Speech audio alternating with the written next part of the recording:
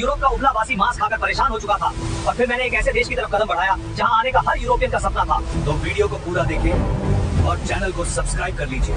कल्पना कीजिए 15वीं शताब्दी के यूरोप की बर्फ से ढकी सर्द रातें, कड़कड़ाती ठंड और खाने की मेज पर रखा हुआ बेस्वाद उबला हुआ या नमक में लपेटा हुआ सूखा मांस। उस दौर में यूरोप के पास न तो आज जैसी सुख सुविधाएं थीं और न ही खाने में कोई स्वाद। उन्हें अपने मांस को लंबे समय तक सुरक्षित रखने और उसमें जान डालने के लिए एक जादुई जड़ी बूटी की सख्त जरूरत थी और वह जादू था मसाला, काली मिर्च, लौंग, दालचीनी और इलायची। लेकिन दिक्कत यह थी कि ये मसाले उनके यहाँ नहीं उगते थे। ये आते थे एक रहस्यमयी, दूरस्थ और परिकठाओं जैसे देश से, जिसे दुनिया भारत कहती थी। भारत उस समय दुनिया का वो खास स्थान था जहाँ हर कोई जाना चाहता था, लेकिन किसी के पास वहाँ का सीधा रास्ता या नक्शा नहीं था। सदियों से अरब के व्यापारियों ने इस रास्ते पर अपना दबदबा बना रखा था। वे भारत से सस्ते दाम में मसाले खरीदते और रेगिस्तानी रास्तों से होते हुए यूरोप के बाजारों में उसे सोने के भाव बेचते थे। अरब के व्यापारी यूरोपियनों के लिए वो सख्त कर वसूलने वाले बन गए थे, जो कहते थे या तो हमारी मुंहमांगी कीमत दो या फिर अपना वो फीका और सड़ता हुआ मांस खाते रहो। यूरोप के राजा इस बात से बौखलाए हुए थे, खासकर स्पेन और पुर्तगाल के शासक। उनकी रातों की नींद उड़ चुकी थी। उन्हें भारत चाहिए था, लेकिन जमीन के रास्ते से जाना मुमकिन नहीं था, क्योंकि बीच में उस्मानिया साम्राज्य जैसी विशाल दीवार खड़ी थी। तब पुर्तगाल और स्पेन के राजाओं ने अपनी अपनी दूरबीनें उठाई और समंदर की उठती हुई खूंखार लहरों की तरफ देखा। उन्होंने तय किया कि जमीन का रास्ता बंद है तो क्या हुआ, हम पानी का सीना चीरकर भारत का दरवाजा ढूंढ निकालेंगे। यह कोई साधारण फैसला नहीं था। आज के समय में बिना दिशा सूचक यंत्र के अनजान शहर में जाना मुश्किल होता है। जरा सोचिए, उस दौर में जब लोगों का मानना था कि दुनिया चपट्टी है, नाविकों में खौफ था कि अगर वे समंदर में बहुत दूर गए तो दुनिया के किनारे से नीचे एक अनंत खाई में गिर जाएंगे या उन्हें विशाल समुद्री राक्षस निगल लेंगे। समंदर उस समय एक ऐसा क्रूर हत्यारा था जो बिना चेतावनी दिए इंसान को लील जाता था। इन्हीं डरे हुए लेकिन लालची माहौल में पुर्तगाल से एक आदमी निकला जिसका नाम था बार्थोलोम्यू डियाज। उसने कहा, महाराज मैं खोजूंगा भारत। वो अपनी नाव लेकर अफ्रीका के तटों के किनारे किनारे नीचे की तरफ गया, लेकिन जैसे ही वो अफ्रीका के सबसे निचले हिस्से पर पहुंचा, समंदर ने अपना असली खौफनाक रूप दिखा दिया। लहरें पहाड़ों जितनी ऊंची उठ रही थीं, हवाएं जहाज के चीथड़े उड़ाने पर आमादा थीं। डियाज की हालत खराब हो गई। उसने हाथ जोड़ लिए और कहा, भाई मुझे नहीं चाहिए भारत, मेरी जान ज्यादा कीमती है। उसने उस जगह का नाम रखा तूफानों का अंतरीप और अपनी नाव उल्टी घुमाकर वापस पुर्तगाल भाग गया। पुर्तगाल के राजा मैनुअल प्रथम के सीने में अभी भी मसालों की आग जल रही थी। बार्थोलोम्यू डियाज के वापस लौटने के 10 साल बाद पुर्तगाल के दरबार में एक ऐसे आदमी को बुलाया गया जिसकी आंखों में समंदर का खौफ नहीं बल्कि उसे जीतने की जिद थी। एक ऐसा जिद्दी और सन की नाविक जो मौत के मुंह में हाथ डालने का शौक रखता था। उसका नाम था वास्को डी गामा। राजा ने वास्को डी गामा की आंखों में आंखें डालकर पूछा, क्या तुम वो कर सकते हो जो डियाज नहीं कर पाया? क्या तुम समंदर के उस शैतानी दरवाजे को तोड़कर मेरे लिए भारत ला सकते हो? वास्को डी गामा ने थोड़ा मुस्कुराते हुए अपनी तलवार पर हाथ रखा और कहा, अगर समंदर ने मुझे नहीं निगला तो मैं आपके कदमों में पूरी दुनिया का व्यापार लाकर रख दूंगा। और यहीं से शुरू होने वाली थी इतिहास की सबसे खौफनाक, सबसे रोमांचक और दुनिया का नक्शा हमेशा के लिए बदल देने वाली समुद्री यात्रा। 8 जुलाई 1497 का वो मनहूस लगने वाला दिन पुर्तगाल का लिस्बन बंदरगाह किसी शानदार जश्न का नहीं बल्कि एक खौफनाक मातम का गवाह बन रहा था। किनारे पर खड़ी हजारों की भीड़ ऐसे छाती पीट पीट कर रो रही थी जैसे वास्को डी गामा और उसके नाविकों को किसी समुद्री यात्रा पर नहीं बल्कि सीधे यमराज के पास एक तरफा टिकट देकर भेजा जा रहा हो। जैसे ही लिस्बन का तट आंखों से ओझल हुआ और जहाज खुले अटलांटिक महासागर में पहुंचे, समंदर ने अपना असली खूंखार रूप दिखाना शुरू कर दिया। न कोई दिशा सूचक यंत्र, न कोई मौसम विभाग की चेतावनी और न ही कोई दिशा बताने वाला यंत्र जो पूरी तरह सटीक हो। सिर्फ आसमान के तारे और भगवान के भरोसे ये मुसाफिर एक ऐसी दुनिया की तरफ बढ़ रहे थे जिसका नक्शा आज तक किसी इंसान ने नहीं बनाया था। कुछ हफ्तों तक तो सब ठीक रहा, हवाएं मेहरबान रही, लेकिन फिर अटलांटिक महासागर का मिजाज खराब हो गया। लहरें इतनी ऊंची उठने लगी जैसे 10 मंजिला पानी की इमारत टूटकर सीधे जहाजों पर गिर रही हो। आसमान में बिजलियां ऐसे कड़क रही थीं मानो ऊपर कोई महायुद्ध चल रहा हो। तूफानी हवाओं ने जहाजों के पालों को फाड़कर चीथड़े कर दिया। लकड़ी के जहाज ऐसे चरमरा रहे थे जैसे कोई अदृश्य दैत्य उनकी हड्डियां चबा रहा हो। निचले हिस्से में नाविकों की हालत देखकर तरस आता था। दिन रात के हिचकोरों से उल्टियां करते करते उनकी आंखें बाहर आ रही थीं। हर कोई माथा पकड़कर रो रहा था। भाई किस पागल के चक्कर में पड़ गए? शांति से पुर्तगाल में बैठकर सूखी रोटी खा लेते। ये भारत के मसालों के चक्कर में अब समंदर की मछलियों का चारा बनेंगे। तूफान तो जैसे तैसे पार हो गया, लेकिन फिर एक और खामोश, अदृश्य और खूंखार दुश्मन ने उन पर हमला कर दिया। शरीर घलाने वाली बीमारी, महीनों से ताज़ा खाना, फल और जीवन देने वाले तत्व न मिलने के कारण नाविकों के मसूड़ों से खून बहने लगा। उनके दांत सड़कर टूट टूट कर हाथों में आने लगे। शरीर पर बड़े बड़े छाले पड़ गए और भयानक बदबू उठने लगी। जहाज का निचला हिस्सा एक तैरते हुए अस्पताल और मुर्दा घर में तब्दील हो गया था। रोज किसी न किसी नाविक की लाश को एक भारी पत्थर बांधकर समंदर में फेंका जा रहा था। बचे हुए नाविकों का सब्र अब पूरी तरह जवाब दे चुका था। उन्होंने वास्को डी गामा के सामने बगावत कर दी। वो घुटनों के बल गिरकर गिड़गिड़ाने लगे, कप्तान हमें माफ करो, वापस चलो, हमें नहीं चाहिए कोई भारत, हमें नहीं चाहिए कोई सोने की चिड़िया या मसाले, हमें बस जिंदा अपने घर जाना है। लेकिन वास्को डी गामा कोई आम इंसान थोड़ी था। वो एक नंबर का जिद्दी, कठोर और सन की आदमी था। उसने अपनी तलवार निकाली और एक ऐसा काम किया जिसे देखकर नाविकों की हालत खराब हो गई होगी। उसने दिशा बताने वाले सारे उपकरण समंदर में फेंक दिए और चीख कर बोला, सुन लो कान खोलकर, अब हमारे पास लौटने का कोई रास्ता नहीं बचा है। या तो हम भारत पहुंचेंगे या फिर ये समंदर ही हमारी सामूहिक कब्र बनेगा। अगर किसी ने वापस जाने की बात की तो समंदर बाद में मारेगा, मैं उसे पहले अपने हाथों से काट डालूंगा। उस आदमी के इस पागलपन और खौफनाक जुनून के आगे शायद मौत को भी पसीना आ गया होगा। और तभी वो सबसे खौफनाक घड़ी आ गई। वे अफ्रीका के उस सबसे निचले सिरे पर पहुंच गए थे जहां 10 साल पहले बार्थोलोम्यू डियाज ने अपनी हार मान ली थी। वो जगह थी तूफानों का अंतरीप। आसमान दिन में ही स्याह काला हो गया। ऐसा लग रहा था मानो समंदर और आसमान ने मिलकर इन जहाजों को पीसने की कसम खा ली हो। लहरें इतनी विशाल थीं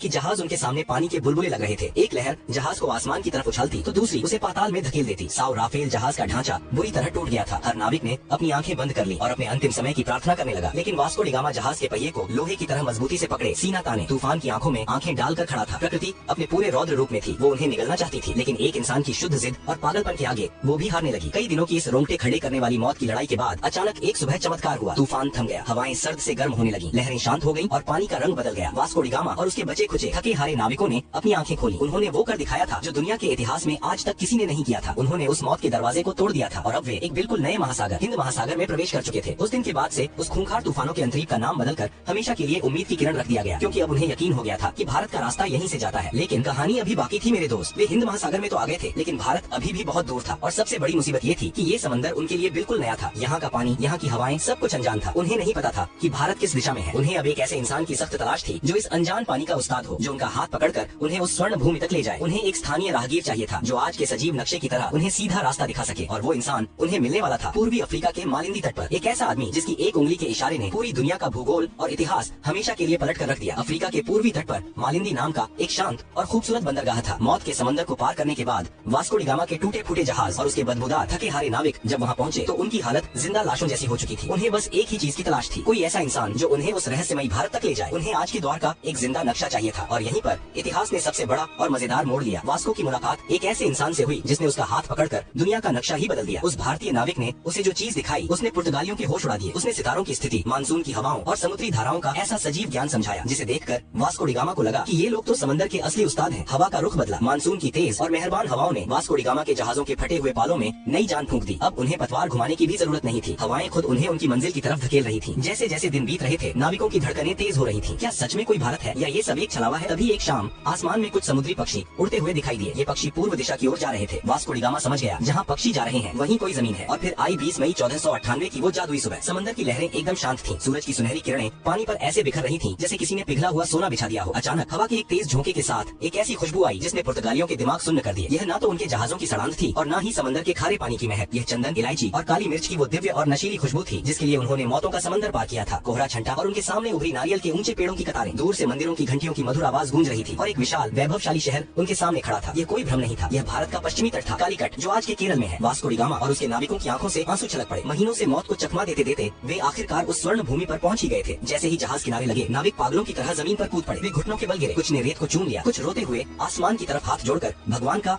शुक्रिया अदा करने लगे। यह सिर्फ एक समुद्री यात्रा की जीत नहीं थी, यह यूरोप के उस खौफ पर जीत थी जो उन्हें सदियों से डराता आ रहा था। लेकिन जब वास्को डी गामा ने कालीकट के बाजार में कदम रखा तो उसके होश फाख्ता हो गए। उसने सोचा था कि वो किसी पिछड़ी हुई जगह पर जा रहा है, लेकिन कालीकट तो उस समय का महान नगर या स्वर्ण नगरी लग रहा था। बंदरगाह पर दर्जनों देशों के व्यापारी मौजूद थे। सोने की तरह चमकते मसाले बोरियों में ऐसे खुले पड़े थे जैसे उनके यहाँ मिट्टी पड़ी होती है। रेशम के कपड़े, बेशकीमती रत्न और मसालों के पहाड़ देखकर वास्को डी गामा को समझ आ गया कि जिस भारत को वो खोजने का घमंड कर रहा था वो भारत तो पहले से ही दुनिया के व्यापार का सरताज बना बैठा था। फिर बारी आई वहाँ के राजा से मुलाकात की। केरल के उस बेहद शक्तिशाली राजा का नाम था जामोरिन। जरा इस अजीबोगरीब सांस्कृतिक टकराव की कल्पना कीजिए। राजा जामोरिन अपने भव्य दरबार में एक ऊंचे सोने के सिंहासन पर बैठे थे। उनका पूरा शरीर बेशकीमती गहनों, सोने की मोटी जंजीरों और हीरों से लदा हुआ था और उनके सामने खड़ा था वास्को डी गामा, जिसने महीनों से ठीक से नहाया नहीं था, जिसके कपड़े फटे पुराने और अजीबोगरीब थे। वास्को डी गामा ने थोड़ा अकड़ते हुए राजा को अपना उपहार पेश किया। अब सोचिए वो पुर्तगाल से क्या लाया था। कुछ सस्ती लकड़ियाँ, कुछ ऊनी टोपियां, पीतल के बर्तन और शहद। ये देखकर राजा जामोरिन के दरबारियों को जोर की हंसी आ गई। उन्होंने सोचा, अरे भिखारी, ये क्या कबाड़ उठा लाए हो? हमारे यहाँ के नौकर भी इससे महंगा सामान पहनते हैं। लेकिन राजा जामोरिन बहुत ही शांत और समझदार थे। उन्होंने भारतीय संस्कृति का पालन करते हुए इस विदेशी मेहमान का स्वागत किया और उसे अपने राज्य में व्यापार करने की अनुमति दे दी। वास्को डी गामा को अभी भी यकीन नहीं हो रहा था। जिस चीज के लिए यूरोप वाले सालों से तरस रहे थे वो भारत ने उन्हें बिना किसी लड़ाई के ऐसे ही दे दी। लेकिन वास्को की आंखों में अब एक अलग ही चमक आ चुकी थी। वह सिर्फ व्यापार करने नहीं आया था, उसने कालीकट की अपार संपत्ति देख ली थी और उसके लालची दिमाग में अब एक ऐसा शैतानी महायोजना पक रही थी जो अगले कुछ दशकों में पूरी दुनिया का इतिहास खून से लिखने वाला था। वास्को डी गामा ने कालीकट में कुछ महीने बिताए और वहाँ का चप्पा चप्पा छान मारा। उसने देखा कि यहाँ का माल तो एकदम सबसे उत्तम है। उसने अपनी बची खुची कौड़ियों और पैसों से अपने जहाजों को मसालों से ऐसे भर लिया जैसे कोई इंसान किसी मुफ्त की दावत में अपनी प्लेट में खाना ठूंसता है। काली मिर्च, लौंग, दालचीनी, जहाजों की लकड़ी तक मसालों की महक से सराबोर हो गई थी। एक भारतीय जहाज भी उसने अपने साथ ले लिया ताकि माल ज्यादा ले जाया जा सके। अब बारी थी वापसी की। वापसी का सफर भी कम खौफनाक नहीं था। बीमारियां और तूफान फिर से नाविकों पर टूट पड़े, लेकिन इस बार उनके पास एक उम्मीद थी। उनके जहाजों के निचले हिस्से में करोड़ों का खजाना भरा हुआ था। जब वास्को डी गामा का बचा खुचा बेड़ा पुर्तगाल के लिस्बन बंदरगाह पर वापस लौटा तो वहाँ का नजारा देखने लायक था। जो लोग उसे रोते हुए यमराज के पास विदा कर रहे थे वो अब उसकी आरती उतारने को तैयार खड़े थे। राजा मैनुअल प्रथम तो खुशी से नाचने लगा, लेकिन असली भूचाल भूचाल तब आया जब वास्को ने अपना माल पुर्तगाल के बाजार में उतारा। इतिहास का सबसे बड़ा खजाना हाथ लग चुका था। इस समुद्री यात्रा का सारा खर्च, नाविकों का वेतन, टूटे जहाजों का भारी नुकसान, ये सब कुछ काटने के बाद भी उस एक खेप से वास्को डी गामा को पूरे 64 गुना का शुद्ध मुनाफा हुआ। जरा सोचिए, आज के जमाने में लोग व्यापार में थोड़े से मुनाफे के लिए पागल हो जाते हैं और इस आदमी ने एक ही बार में इतना बम्पर मुनाफा मार दिया था। अब तो पुर्तगाल के मजे आ गए, लेकिन ये खबर छुपने वाली थोड़ी थी। पूरे यूरोप में हल्ला मच गया। अरे भारत मिल गया रे, मसालों का कुबेर का खजाना मिल गया। स्पेन, फ्रांस, हॉलैंड और ब्रिटेन, सबके राजाओं की रातों की नींद उड़ गई। पूरे यूरोप में आग लग गई कि ये कंगाल पुर्तगाल वाला रातों रात इतना अमीर कैसे हो गया। जब वो जा सकता है तो हम क्यों नहीं। देखते ही देखते यूरोप के हर देश ने अपने अपने जहाज समंदर में उतार दिए। समंदर में जैसे भीड़ लग गई, सब एक ही रट लगाए हुए थे, चलो भारत, चलो भारत। लेकिन यहीं से इस कहानी का सबसे स्याह, सबसे खौफनाक और दर्दनाक अध्याय शुरू होता है। वास्को डी गामा ने जिस समुद्री दरवाजे को खोला था वह असल में आफत का पिटारा था। यह सिर्फ व्यापार का एक नया रास्ता नहीं था, यह यूरोप के खूनी लालच, क्रूरता और साम्राज्यवाद का एक सीधा निमंत्रण था। जिन पुर्तगालियों का राजा जामोरिन ने भारतीय परंपरा के अनुसार अतिथि मानकर स्वागत किया था, उन्होंने व्यापारिक चौकियों को किलों में बदलना शुरू कर दिया। उन्होंने तोपें तान दी और समंदर पर दादागिरी शुरू कर दी। उनके पीछे पीछे डच आए, फिर फ्रांसीसी अपनी नौसेना लेकर आ धमके और अंत में आया इतिहास का सबसे शातिर, सबसे खतरनाक सफेद पोश भेड़िया, अंग्रेजों की व्यापारिक कंपनी। इन यूरोपीय ताकतों को अब सिर्फ मसाले नहीं चाहिए थे, उनकी नजर अब पूरी सोने की चिड़िया पर थी। उन्होंने भारत की रियासतों को आपस में लड़ाना शुरू कर दिया। भारत का वो शांत और वैभवशाली तट जो कभी सिर्फ रेशम, मसालों और संस्कृति के आदान प्रदान का वैश्विक केंद्र था, अब बारूद की गंध, तोपों की गूंज और कूटनीति के गंदे खेल से दहलने लगा। जिस देश ने अपनी महान उदारता के चलते एक फटे हाल,